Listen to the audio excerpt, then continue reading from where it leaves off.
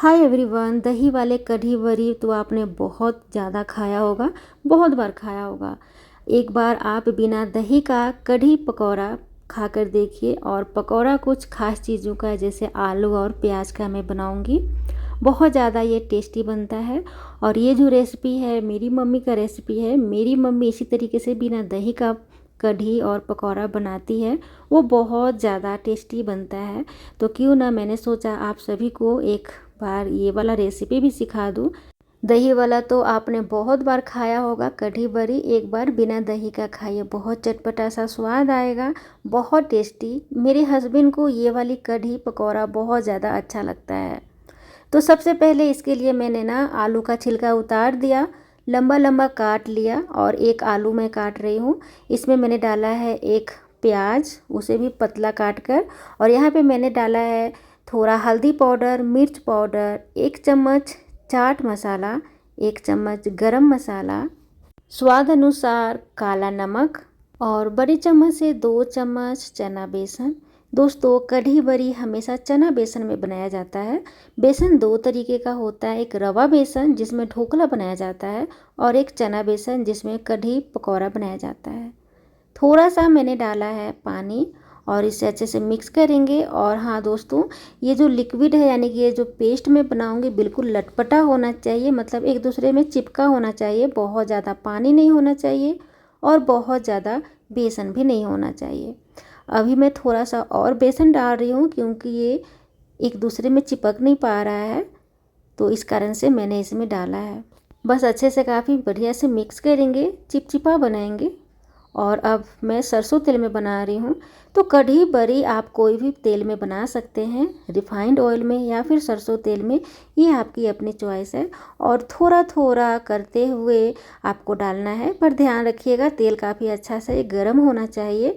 अगर तेल अच्छा से गर्म नहीं रहेगा तो पकौड़ा जो है आपके तेल में जाकर चिपक जाएगा और वो फिर चिपका चिपका बनेगा और सही से नहीं बन पाएगा। तो मैं इसमें थोड़ा थोड़ा डालकर मीडियम आंच पर इसे फ्राई कर रही हूँ। तो दोस्तों, अगर आप चना बेसन में नहीं बनाएंगे पकौड़ा, रवा बेसन में पकौड़ा बनाएंगे तो आपका जो पकौड़ा है वो बिल्कुल हार्ड बन जाएगा, सॉफ्ट नहीं बनेगा, वो कढ़ी बेकार चला जाएगा। फिर आप कहेंगे कि हमारा कढ़ी का पकौड़ा हार्ड क्यों हो गया, खाने में सॉफ्ट होना चाहिए। तो इस बात का ध्यान रखिएगा। और बस धीरे धीरे इस तरीके से थोड़ी देर बाद आपको पलट लेना है और अलटते पलटते हुए काफ़ी बढ़िया से इसे सेक लेना है, फ्राई कर लेना है। और अच्छे से जब ये पक जाए तब आप निकाल लीजिएगा।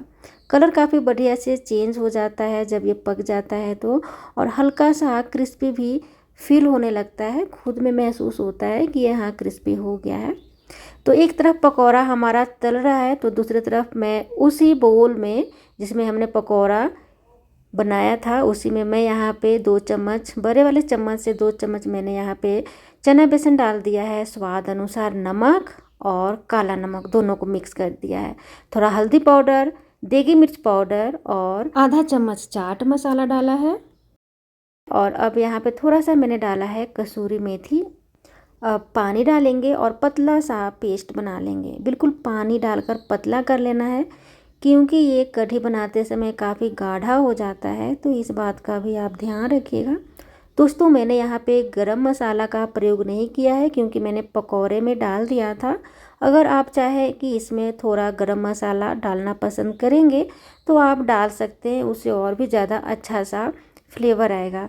पर मैंने पकौड़ों में थोड़ा ज़्यादा गरम मसाला डाला है, इस कारण से मैंने इसमें नहीं डाला है। थोड़ा और मैंने पानी डाला है और पतला पानी बना लिया है। हमारा पकौड़ा भी काफ़ी बढ़िया से बन चुका है, तो अब इसे मैं निकाल लेती हूँ।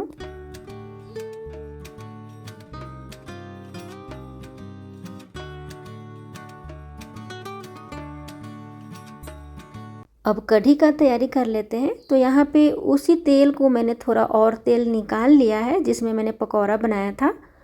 और निकाल लेने के बाद जितना मुझे कढ़ी के लिए तेल चाहिए मैंने उतना रहने दिया है। और इसमें मैंने लिया है थोड़ा जीरा, थोड़ा सा मेथी दाना लिया है और हींग लिया है आधा चम्मच और थोड़ा सा लिया है कढ़ी पत्ता। और धीमी धीमी आंच पर इसे भून लीजिएगा, हल्का सा रोस्ट कर लीजिएगा। अच्छा खुशबू आने लग जाए तब इसमें मैंने डाला है 1 चम्मच अदरक, लहसुन और हरी मिर्च कूटा हुआ। मैं बिना दही का बना रही हूँ ना, तो ये सब थोड़ा डालना ज़रूरी है, इससे बहुत ज़्यादा टेस्टी बनता है।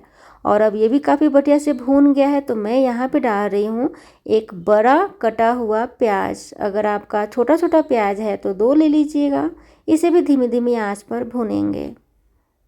हमारा पकौड़ा बहुत ज़्यादा क्रिस्पी हुआ है, बहुत कुरकुराहट की आवाज़ आ रही है। मैं आपको अब तोड़ कर दिखाती हूँ। तो इस तरीके से आपको काफ़ी बढ़िया सा पकौड़ा बना लेना है, और यकीन मानिए ये पकौड़ा आप अभी भी खा सकते हैं, बहुत ज़्यादा टेस्टी लगता है। हमारा प्याज भी काफ़ी बढ़िया से भून गया है। अब यहाँ पे मैं एक पका हुआ टमाटर बारीक काट कर डाल रही हूँ, और इससे भी बढ़िया से भून लेंगे। प्याज और टमाटर को गला लेना है काफ़ी बढ़िया से, तो कवर करके इसे गला लीजिएगा टमाटर को। और जब टमाटर अच्छी तरीके से गल जाए तो थोड़ा थोड़ा मैश कर लीजिएगा, ताकि टमाटर जो है वो काफ़ी बढ़िया से पेस्ट जैसा बन जाए। अब यहाँ पे हमने जो कढ़ी का पानी बनाया है ना, उसे डालने से पहले एक बार इस तरीके से काफ़ी बढ़िया से चला लीजिएगा, ताकि जो हमारा नीचे बैठा हुआ बेसन है वो अच्छे से मिक्स हो जाए। और अब इस तरीके से कढ़ाई में आपको डालना है। यहाँ पे आंच को बिल्कुल धीमा रखिएगा और कढ़ी को लगातार चलाइएगा दोस्तों। थोड़ा सा भी अगर आप चलाना बंद कर देते हैं तो जो बेसन होता है वो चिपकने लग जाता है, और वो कढ़ी का टेस्ट बहुत ज़्यादा ख़राब हो जाता है। तो लगातार आप चलाते चलाते कढ़ी को बनाइएगा। कुछ देर बाद हमारा इस तरीके से कढ़ी दिख रहा है गाढ़ा सा। अब इसे और अच्छे से पकाएंगे, और ये देखिए धीमी धीमी आंच पर या फिर मीडियम आंच पर आप इसे पकाते जाइएगा। और ये बिना दही का बन रहा है ना, तो ये बेसन का ना छोटा छोटा सा दाना आपको दिखेगा ऊपर की ओर, तब समझ जाइएगा कि आपका जो कढ़ी है बिल्कुल ही बनकर तैयार है। तो जब कढ़ी बनकर तैयार हो जाए तो सबसे लास्ट में पकौड़ा डालेंगे, और पकौड़ा डालने के बाद एक उबाल आने देंगे, यानी कि एक बार खोलना होगा। जब एक बार खोल जाए तो आँच को बंद कर दीजिएगा। इससे ज़्यादा अगर आप पकाएंगे तो पकौड़ा बिल्कुल ही घुल जाएगा और वो पकौड़ा पकौड़ा नहीं रहेगा। तो हमने करीब करीब 15 मिनट तक कढ़ी को पका लिया है, और हमारा कढ़ी बनकर तैयार है। इसके ऊपर से आप या तो क्रीम डालिए या तो फिर दही डालिए, ये आपकी मर्जी है। इसके ऊपर आप घी भी डालकर खा सकते हैं, बहुत ज़्यादा टेस्टी लगता है। इस तरीके से आप अपने घर में बिना दही वाला कढ़ी बड़ी ज़रूर बनाइए। और अगर हमारा वीडियो थोड़ा सा भी पसंद आए तो लाइक और सब्सक्राइब करना बिल्कुल ना भूलें। मिलते हैं जल्द ही नेक्स्ट वीडियोज़ में। Thank you so much.